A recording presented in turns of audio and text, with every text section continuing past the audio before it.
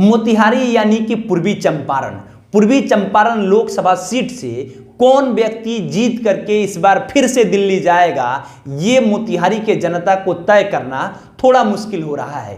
थोड़ा मुश्किल इसलिए हो रहा है क्योंकि राष्ट्रीय जनता दल के द्वारा कोई भी ऐसा प्रत्याशी नहीं देखा जा रहा है जो राधा मोहन सिंह यानी भीष्म पितामह को टक्कर दे पाए, और ना ही जनता दल यूनाइटेड में कोई व्यक्ति दिख रहा है। ये पहले होता था कि कोई नहीं दिखता था, लेकिन इस बार ये तय हो गया है कि मोतिहारी से अगर राष्ट्रीय जनता दल को टिकट मिलता है, अगर मनोज यादव जो तैयारी कर रहे हैं, कल्याणपुर के विधायक भी हैं, अगर वो तैयारी कर रहे हैं और चुनाव में अगर उन्हें टिकट मिल जाता है तो ये बहुत आसानी से क्लियर हो जाएगा कि मोतिहारी से वो चुनाव में अगर लड़ते हैं तो पिछला बार से ज्यादा उनको वोट मिलेगा। अब ये नहीं तय किया जा सकता है कि वो चुनाव लड़ेंगे तो जीत ही जाएंगे, लेकिन ये बिल्कुल तय हो जाता है कि अगर ये चुनाव लड़ेंगे तो 2 नंबर पर यादवों की संख्या जाति आधारित गणना में निकल करके आया है। जाति आधारित गणना में ये सर्वे आया है, लोगों के अंदरूनी सर्वे, कि हाँ मोतिहारी में ब्राह्मण की जो संख्या है वो सबसे ज्यादा है, और दूसरा जो स्थान है वो यादव का है, और तीसरा जो स्थान है वो बनिया समाज का है।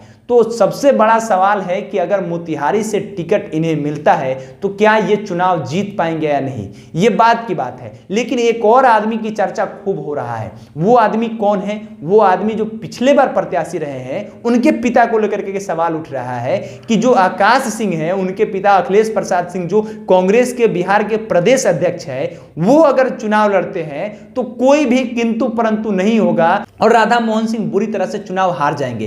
कारण ये है कि अखिलेश प्रसाद सिंह की जो व्यक्तिगत छवि है वो बहुत बढ़िया है।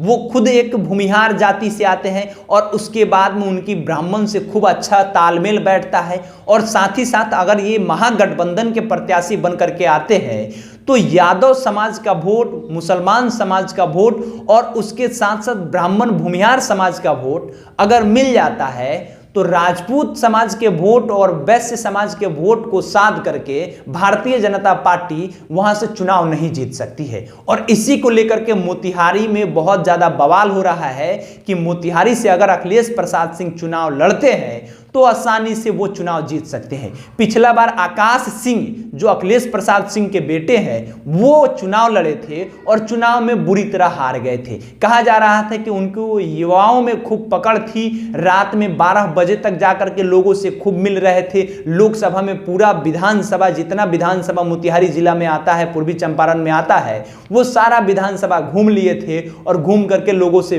वोट मांग रहे थे। लेकिन हुआ नतीजा ये कि वो चुनाव में हार गए थे। अब कितना के मार्जिन से हारे थे ये बताने की जरूरत नहीं है, बस वो चुनाव हार गए थे। एक और व्यक्ति है जो राधा मोहन सिंह का विरोध करते हैं, पवन जायसवाल, उनको कहा जा रहा है कि अगर उनको भी टिकट मिलता है तो देखने वाला बात हुआ, क्योंकि जो चचा है यानी राधा मोहन सिंह जो है, इनकी जो उम्र हो गई है वो लगभग 70-75 वर्ष हो गया है, तो इन्हें उस पद को छोड़ देना चाहिए और उन्हें संन्यास ले लेना चाहिए। बहुत लोग सोशल मीडिया पे मीम्स भी चला रहा है कि अब राधा मोहन सिंह को संन्यास ले लेना चाहिए, लेकिन राधा मोहन सिंह जी अब चुनाव लड़ेंगे या नहीं लड़ेंगे ये तो 24 के चुनाव से पहले ये तय हो जाएगा। यानी कि आज से 2-3 महीना बाद ये क्लियर हो जाएगा कि मोतिहारी का टिकट किसके हाथ में जाने वाला है। बहुत सारे लोग ऐसे तैयारी कर रहे हैं। विनोद श्रीवास्तव भी हैं जो राष्ट्रीय जनता दल से तैयारी कर रहे हैं। लालू यादव जब रेल मंत्री थे तो उस समय उनके पीए रहा करते थे और वो भी तैयारी कर रहे हैं। हाल ही में एक बवाल भी हुआ था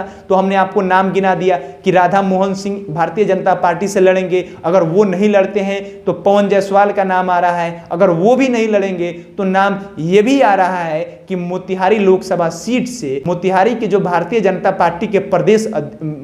पार्टी के जिला अध्यक्ष है प्रकाश अस्थाना, वो चुनाव लड़ेंगे। और भी एक आध डॉक्टर लोग हैं वो लोग भी चुनाव लड़ना चाहते हैं। और जो महागठबंधन की तरफ से प्रत्याशी संभावित हो सकते हैं उनमें नाम आ रहा है किनका, तो अखिलेश प्रसाद सिंह का नाम आ रहा है, उसके साथ साथ राजीव रंजन जो है वकील साहब उनका नाम आ रहा है, साथ ही साथ विनोद श्रीवास्तव का नाम आ रहा है, आकाश सिंह का भी नाम आ रहा है, और भी बहुत सारे ऐसे लोग हैं जिनका नाम आ रहा है कि ये लोग प्रत्याशी हो सकते हैं। लेकिन अभी तक ये डिसाइड नहीं हो पाया है कि मोतिहारी की जनता अगले बार सांसद किसे बना करके सदन में भेजेगी, ये मोतिहारी के जनता को भी नहीं पता है। अगर राधा मोहन सिंह चुनाव नहीं लड़ते हैं उनके जगह पर कोई भी व्यक्ति आता है तो महागठबंधन आसानी से जीत जाएगी। अगर राधा मोहन सिंह चुनाव भी लड़ते हैं और चुनाव में अखिलेश प्रसाद सिंह चुनाव लड़ लेते हैं उनके खिलाफ में, तो यह भी क्लियर हो जाएगा कि वहां से आराम से अखिलेश प्रसाद सिंह जीत जाएंगे।